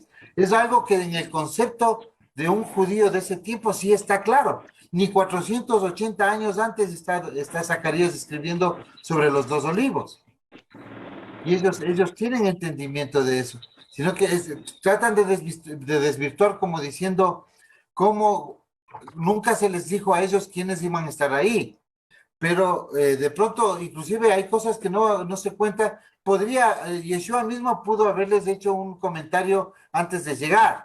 Por supuesto, o sea, lo que está allí escrito es que no tratan de discutir ellos con lo que está escrito y piensan que lo que está escrito allí fue exactamente lo que pasó, punto y coma, y se fueron. No, o sea, se ve que claramente había un conversatorio para que ellos lleguen a tal hora que le digan, bueno, vamos, le hacemos una azúcar también para que ellos duerman. O sea, ya llevaban mucho tiempo allí, ya llevaban tiempo allí. Y eso es una. La otra es que a lo mejor cuando regresaban le pueden preguntar, maestro, ¿y con quién estabas? O sea, por si acaso, pero ese argumento no es válido para nada. Pero ellos llevaban tiempo allí. Cuando ellos están yendo, dice que era a 6 días de Cesarea de Filipo. al monte más alto, que es el monte Hermón. Entonces tuvieron 6 días para conversar y 6 para regresar. Entonces, Claro, estamos viendo un diálogo, un adoctrinamiento perfecto de ida, hasta para que ellos no se asusten, y Yeshua debía haberles anticipado algo de lo que van a ver. No se asusten, esto es claro. así, va a estar los 2 testigos, algo porque él Claro, a porque él. los cogió aparte. Dice que los cogió aparte a ellos tres y los separó y los llevó. Y de hecho, se entiende que ellos conocían quién eran, porque una de las conversaciones que se llevan a cabo después de este evento, o sea, mientras ellos están regresando, caminando, le preguntan, pero no nos dicen que antes del Mesías tenía que venir Elías, le mencionan, eso dicen nuestros maestros. Y entonces le dice, y ahí viene la conversación de Yohanan. O sea, dice, porque ellos me imagino que le están preguntando, pero ¿por qué se quedó aquí? ¿Por qué no vino y se presentó para que la gente lo conozca y vean que Elías sí vino antes? Él les dice, yo les digo que Elías ya vino. O sea, y ese es Yohanan, Juan el Inmersor, Yohanan el Inmersor. O sea, si están hablando de Elías es porque ellos entendían lo que había ocurrido, porque esa escena de esa conversación es posterior a esto, cuando ellos están retirándose del lugar, cuando ya están de regreso. Y como les digo, tuvieron mucho tiempo al punto de que dijeron, bueno, si nos vamos a seguir quedando conversando aquí, les levantamos un azúcar también, se van a quedar. O sea, era algo lógico, pero hay que entender que no es como que está escrito allí y solo eso pasó. O sea, no fue una conversación de 10 minutos y se fueron. Ok, entonces vemos que sí hay una unción o lo untaron al Mashiach y como dice la profecía, porque todo tiene que ser como dice la profecía. Hay cosas que a veces leemos, incluso las personas o el mismo escritor, el mismo profeta, interpretaba que lo que estaba escrito iba a ser de alguna manera figurativo, pero el Eterno nos demuestra una y otra vez que todo lo que él escribe es real. Por ejemplo, el verso que dice, no dejarás que tu santo vea corrupción, sino que sacarás me sacarás del Seol. O sea, y obviamente en ese momento cuando David escribió eso, no entendía que eso se iba a cumplir literalmente. Él no lo comprendía porque imaginarnos eso, David no lo tenía en mente en tal momento, de que me va a resucitar en un tiempo tan corto en el que mi cuerpo no va a haber corrupción. Él no lo entendía, pero el Eterno lo Una cumplió con pregunta, Yeshua. hermano. O sea, el Eterno lo Hermano cumple Manuel, con una Yeshua. pregunta. No, adelante, Hermano, hermano. hermano, una pregunta. Aquí en el libro de Mateo, en el capítulo 26, versículo 6, en adelante habla de la unción que le hicieron a Yeshua en Betania. Miriam de Magdala, que derramó Ya, el perfume del perfume de nardo, que era caro, y que muchos se molestaron porque había hecho eso.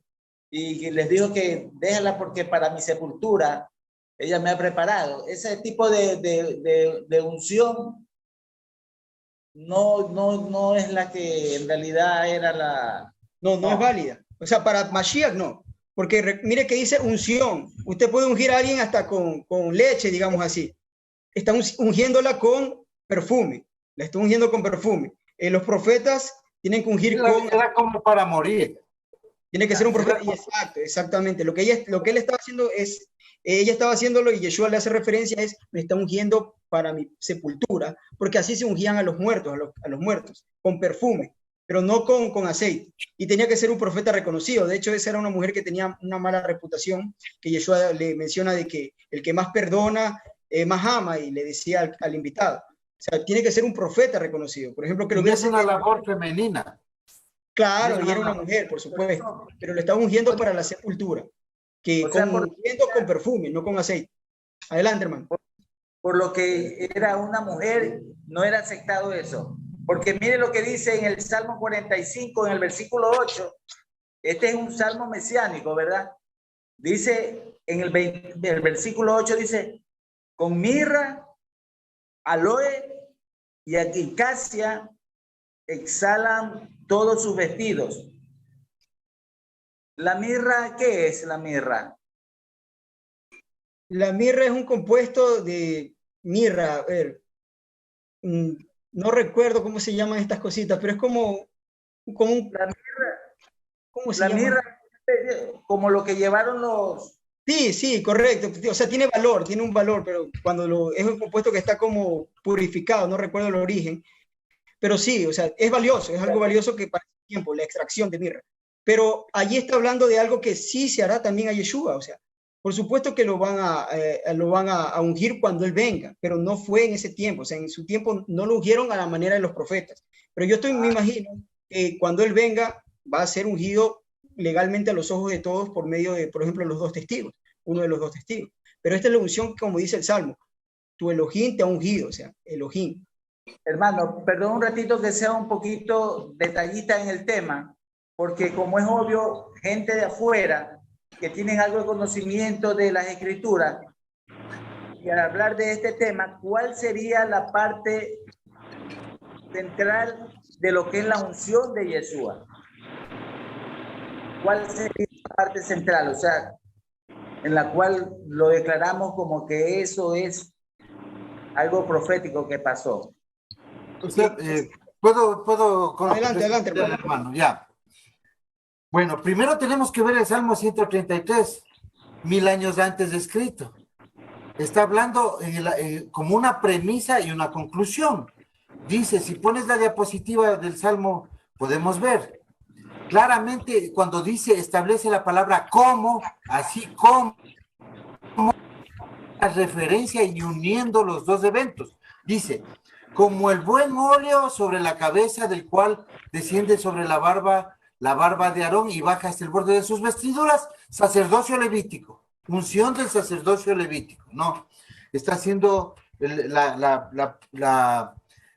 casi una primogenitura que tenía, digamos así, para la administración el sacerdocio levítico. Dice, como el rocío de Hermón, o sea, así como el aceite, el rocío de Hermón. El rocío de Hermón es la unción que está en el monte Sión, porque allí envía Yahweh bendición y vida eterna. Entonces, está estableciendo un vínculo, una relación entre la unción del sacerdocio y la unción del Mesías, que obviamente es el último sacerdote en el orden de Melquisedec, porque es un sacerdocio que no perece.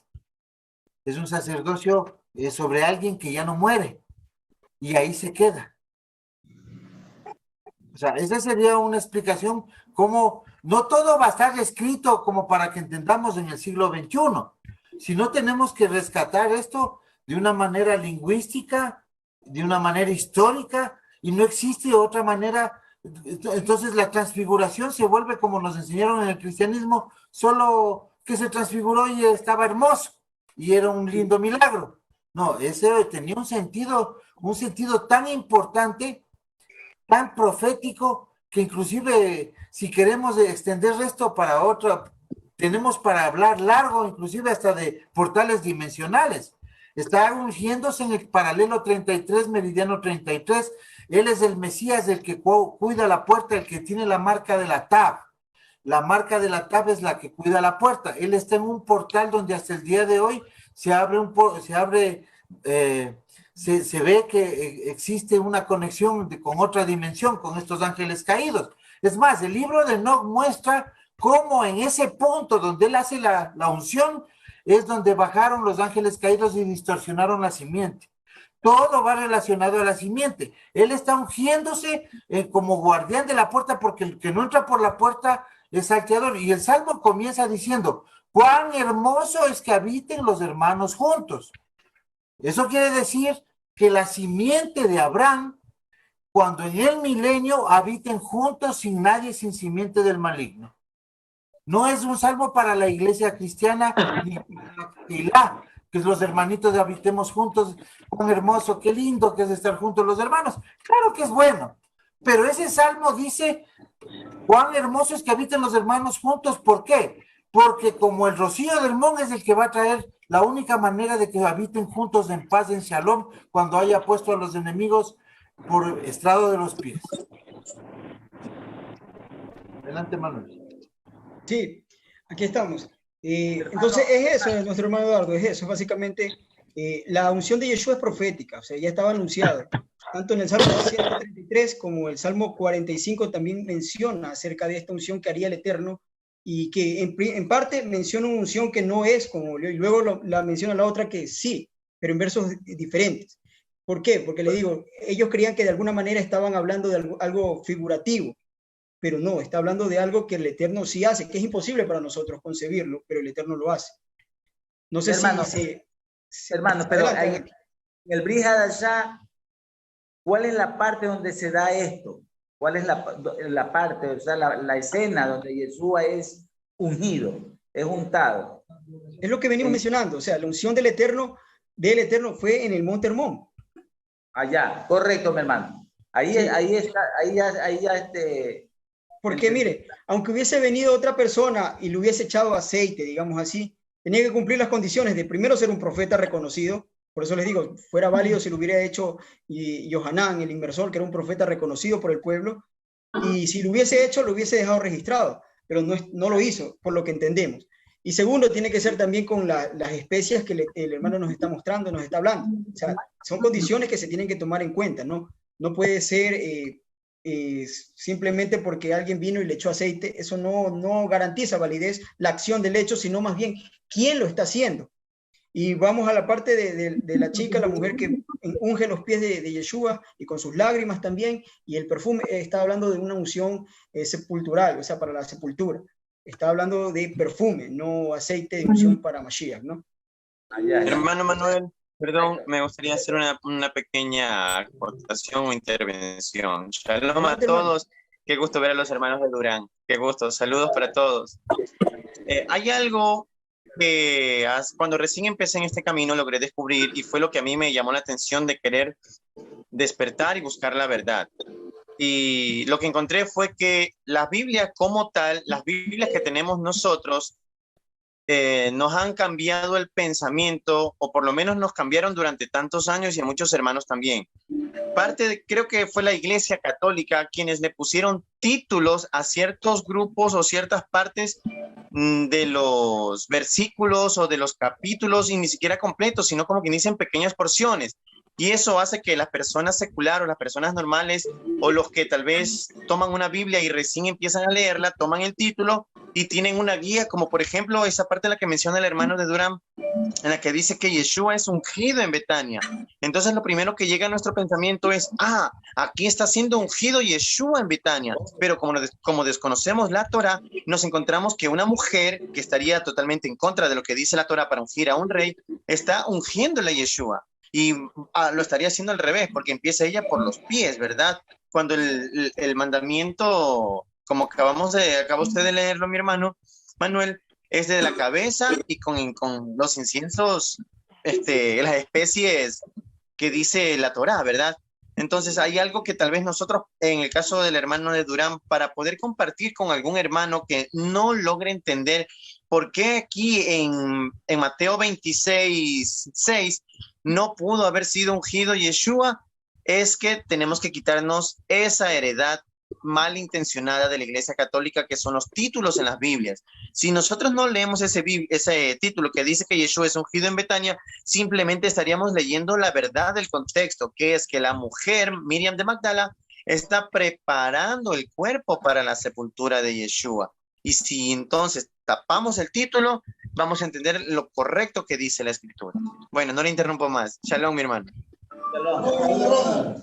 Gracias, hermano. Es una excelente aportación y realmente yo sí considero que tiene toda la razón mi hermano en esta parte de que para estudiar sí deberíamos ignorar esos textos que nunca estuvieron en el original, sino que son como títulos que a veces hacen pensar que ya empieza otra escena o está hablando ya de otra cosa y a veces está hablando de lo mismo. O sea, olvidémonos de los capítulos y versículos y leamos de corrido el contexto. Yo creo que eso sí es bueno, nos ayuda bastante. Capítulo y versículo para detallar algo, para ubicarnos, pero a leer, leamos el texto entero y vamos a darnos cuenta que tiene otra percepción también. Gracias, hermano. Vamos a continuar. Estábamos en la unción de Yeshua. El Mesías vendría también, otro requisito del Mesías, se dice que el Mesías vendría en tiempos en que Israel no tendría rey, eso también está profetizado. Por ejemplo, el libro de Isaías, esto lo dice el profeta Isaías en el capítulo 10, los últimos versos de ese capítulo, porque él viene hablando, del capítulo 10 al inicio dice esto: hay de los que dictan leyes injustas y prescriben tiranía. ¿Quién está hablando? Está hablando de los reyes. Dice, para apartar del juicio a los pobres y para quitar el derecho a los afligidos de mi pueblo, para despojar a las viudas y robar a los huérfanos. Y ahí empieza detallando todo el capítulo 10, usted lo puede leer más tranquilo en su casa, y va a darse cuenta que está hablando específicamente de la familia real.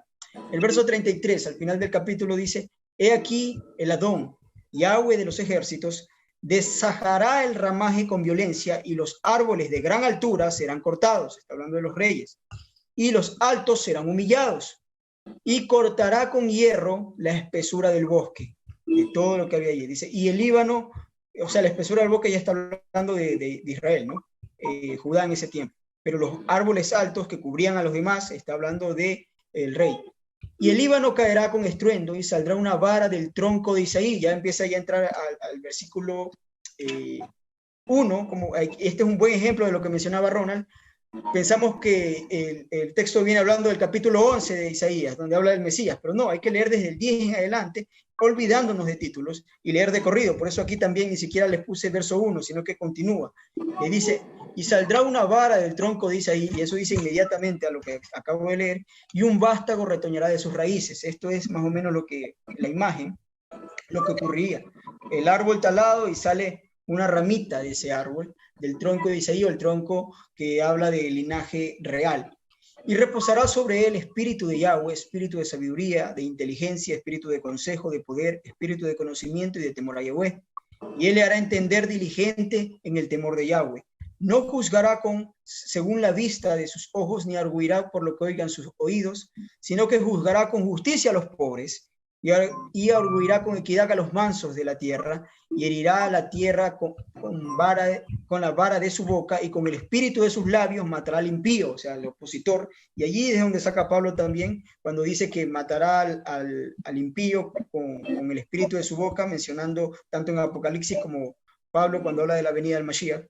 Está hablando de esto. Y será la justicia cinto de sus lomos, y fidelidad ceñidor de su cintura. O sea, esta evidencia que muestra la venida del Mashiach tiene que ser en una época en la que el rey o la monarquía no existía en Israel. Y así fue, se cumplió así. Pero que saldría una vara del tronco de Isaí, completamente trazable la genealogía a Isaí. Y Yeshua es el único que tiene sus genealogías completas y registradas hasta el día de hoy. El único que tiene esas genealogías de linaje real, ¿no? Ok, ahora vamos a la segunda parte del mandamiento. Aquí ya, con esto ya vamos cerrando porque no son muy complicados estos mandamientos para el rey. Ya vimos, en primer lugar, los requisitos para un rey de Israel, ¿no? Los requisitos para que alguien se ponga como rey. Ahora vamos a ver los requisitos que el rey tiene que tener en cuenta. Los requisitos primarios eran que tiene que ser de linaje, tiene que ser escogido por el Eterno. Posteriormente por los profetas sabemos que tiene que ser solo del linaje de David. Tiene que ser ungido para esto, o escogido directamente, y no puede ser un extranjero o alguien que no puede probar su linaje, ¿no? Vamos ahora a lo que el rey tiene que hacer, una vez ya el rey establecido. ¿Qué tiene que hacer?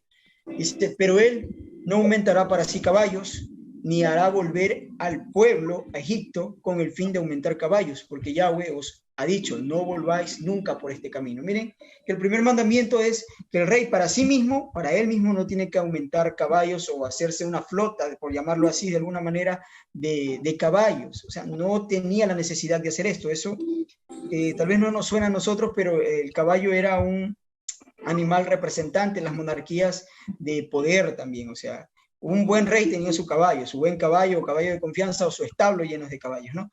O sea, pero que no lo llene de caballos para sí. Ese es el primer mandamiento al rey. El segundo mandamiento dice, no harás volver al pueblo a Egipto. Eso no se puede hacer. Dice, con el fin de aumentar caballos.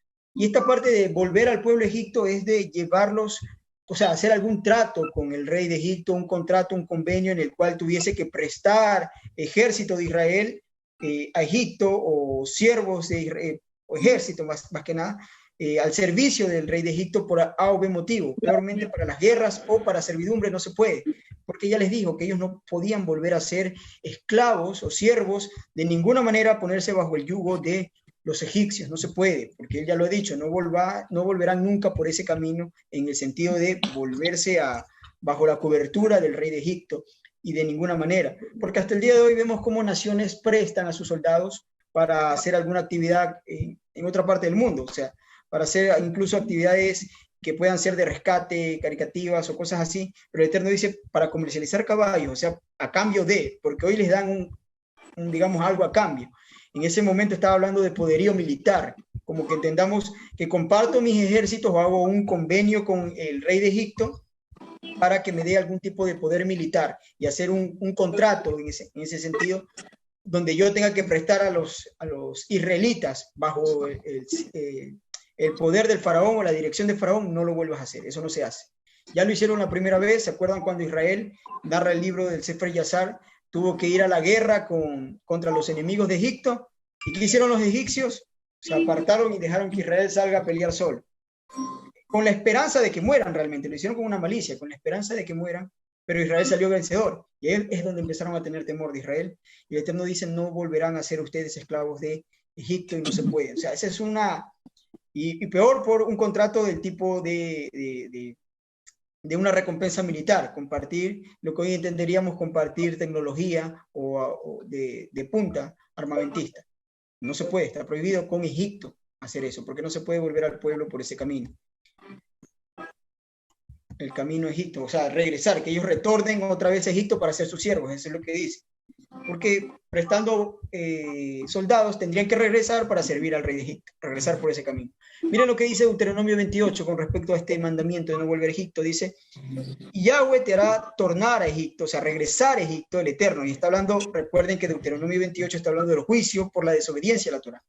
Dice, en navíos por el camino del cual te he dicho, nunca más volverán. O sea, irán a ser siervos y esclavos en Egipto por la desobediencia a la Torá. No quisieron guardar la Torá, pues entonces les tocará esto. Y allí serán vendidos a vuestros enemigos por esclavos y por esclavas, y no habrá quien los compre. El profeta Isaías hace una, digamos, alusión similar a este mandamiento que se le da a los reyes cuando dice, ay de los hijos que se apartan, dice Yahweh, para tomar consejo y no para mí, o sea, buscar estrategia militar, estaba hablando, el contexto es claro, y no me buscan a mí, no me consultan a mí. Recuerden que una de las obligaciones que también lo menciona el libro de Números para los reyes o para el gobernante, porque se la da a Josué, y Josué era el gobernante en su momento, y de ahí todos los gobernantes en adelante lo toman, y por ende a todo el que gobierna Israel equivale al rey, es el mandamiento de que cuando vayan a la guerra tenían que consultar con el Eterno por medio del sacerdote por Urim y Tumim. Eso se le dice a Josué en el libro de Números cuando él es puesto como cabeza de Israel, y ese mandamiento se traslada a todo el que gobierne, en este caso el rey. El rey tenía que consultar si ir a la guerra por Urim y Tumim. Había también toda una corte, ¿no? Una legislación, los 70 ancianos, 71 ancianos que formaban el Sanedrín en la época del primer siglo, aunque no había rey, pero había la gran asamblea, ¿no? Que también ellos discutían estos asuntos si el rey quería ir a la guerra. Esto es específico para que si el rey quería ir a la guerra sobre naciones a los cuales el Eterno ya está determinado en la Torá que tenía que atacar, por ejemplo a Amalek, él no tenía que consultar con los hombres de la gran asamblea, los ancianos de la gran asamblea, no tenía que consultar. Pero si era guerra por extender el territorio con algún otra nación, otro grupo étnico que no tuviese que ver con estas naciones, él tenía que consultar con ellos porque tampoco era independiente. Esta parte de, por decirlo así, el parlamento, ¿ya? O esta gran asamblea tenía la función incluso de juzgar al rey si él se equivocaba de alguna manera y hacía algo que vaya en contra de la ley. Bien, y él les dice de esta manera en Isaías capítulo 30, verso 2, que se apartara para descender a Egipto, y ya está hablando, para descender a Egipto, y no han preguntado de mi boca, o sea, no hicieron, se saltaron el paso de la Torá donde dice que tenían que consultar con el Eterno, porque él es un Elohim que es cercano a su pueblo y habla, pero ellos no consultaron, para fortalecerse con la fuerza de Faraón, su poderío militar, en ese caso hablaban ellos de caballos o sus estrategias, y poner su esperanza en la sombra de Egipto, dice él. Ay, dice él, ay, o sea, de otra manera van a perder. Con todo y el armamento militar y el poder militar y el apoyo de Egipto van a perder. Eso, así empieza el verso diciendo, ay de estos hijos que se apartan. Por la fuerza de Faraón, verso 3, se os cambiará en vergüenza y el amparo de la sombra de Egipto en confusión. O sea, este es un mandamiento, ¿no? Para que entendamos cuál era la ley de los reyes con referente a este texto de no comercializar con caballos con Egipto, no llevarás el pueblo nuevamente o otra vez a obedecer a Egipto, al faraón. Deuteronomio capítulo 17, ya vamos cerrando, dice, no tomará para sí muchas mujeres para que su corazón no se desvíe, ni plata ni oro amontonará para sí en abundancia. Recuerden que Salomón desobedeció todas estas leyes que acabamos de leer. Él comercializó con el rey de Egipto, compró caballos, lienzos, él tomó para sí 1000 mujeres, de hecho, y amontonó plata y oro, que dice que en su época la plata y el oro eran como las piedras. O sea, él desobedeció por completo estos mandamientos. Este mandamiento, de acuerdo a la tradición, esto no es mandato de la Torá, pero de acuerdo a la tradición, se entiende que el rey podía tener máximo 18 mujeres. ¿Por qué 18? Porque se le dice a David, cuando él tenía solo 6, se les dice, tú has hecho esto, de buscar la mujer de Urías Geteo, cuando si me lo hubieses pedido, yo te hubiese dado, dice, esto, y te hubiese añadido, como diciendo, te hubiese añadido el doble de eso. O sea, el doble, 2 veces eso. O sea, hablando 6, 6, 6, 18. O sea, hablando de las 18 mujeres. Y esa es una tradición, pero es para tenerlo en conocimiento. Simplemente es una información que les doy allí. No estoy diciendo que la Torá dice que así debe, pero es la tradición que se manejaba. ¿Ok? Y dice, y no amontonará ni oro ni plata en abundancia. Y todo esto, estos 2 mandamientos de no tomar mujeres y no amontonar oro en abundancia es con el propósito de que su corazón no se desvíe.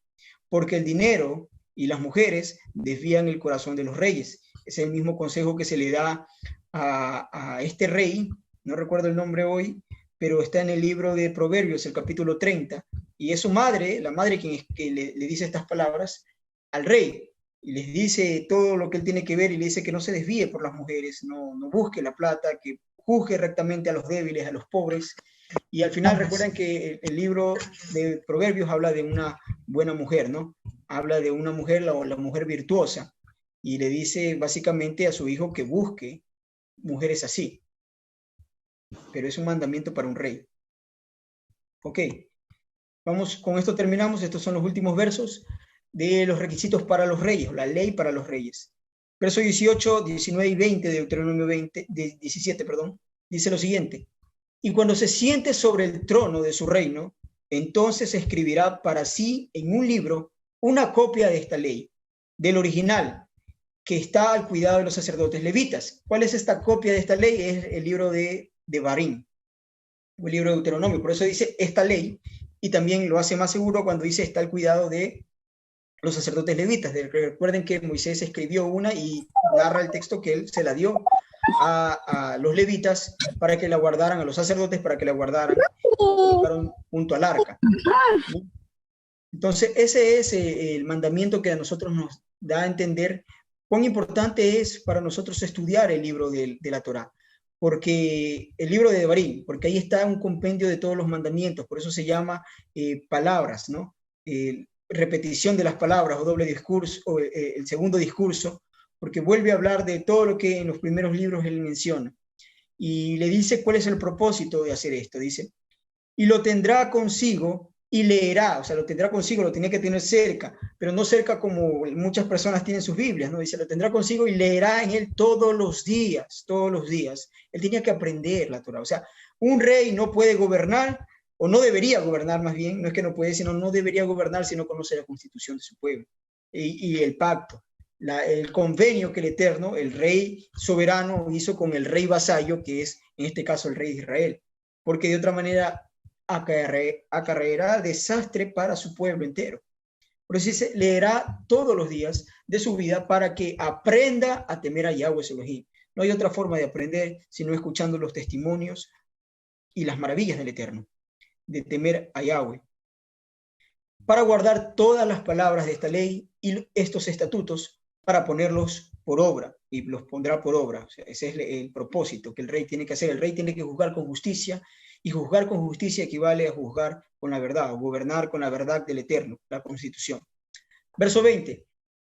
Para que no se le eleve su corazón, también le dice esto, para que no se eleve o no se pierda su propósito, el objetivo cual él tiene que llevar al pueblo, su corazón sobre sus hermanos, ni se aparte del mandamiento a diestra ni a siniestra, a fin de que se prolonguen sus días, los días de su reino, él y sus hijos en medio de Israel, porque ese es otro mandamiento. Una vez que se unge a alguien como rey, se está ungiendo a toda su descendencia, ¿no?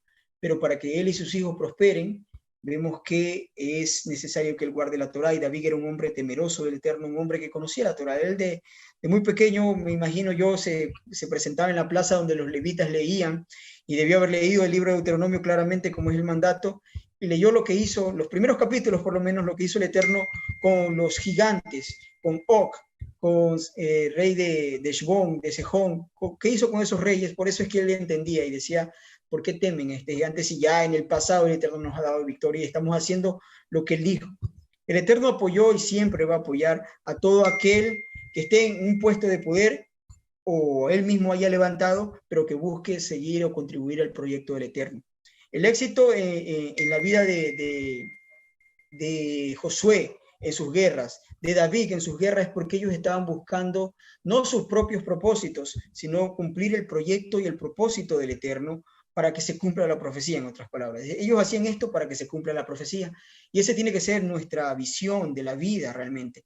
Hagamos las cosas para cumplir la profecía, para cumplir lo que está escrito, y de esa manera estaremos contribuyendo al propósito y al proyecto del Eterno, al cual él ha trazado desde el principio de los tiempos, el cual ya él ha establecido. Y es nuestro aporte, ¿no? Lo que podemos hacer ¿qué podemos hacer para que se cumpla la profecía y esté más cerca el establecimiento del reino del Mashiach.